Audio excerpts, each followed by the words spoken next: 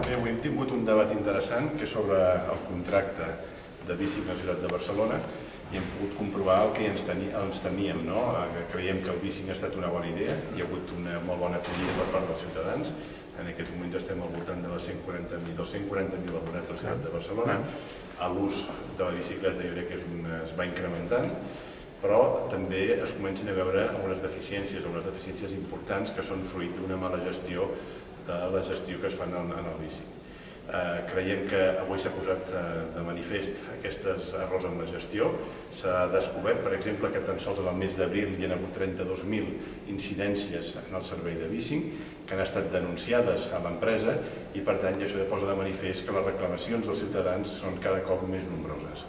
El servei, com dic, va ser una bona idea, va ser un bon punt de partida, però la necessitat de poder-ho inaugurar abans de les eleccions crec que ens ha portat a aquesta situació, que les coses no s'estan fent bé. En aquest sentit, nosaltres demanem que hi hagi una revisió del que és el contracte de bici,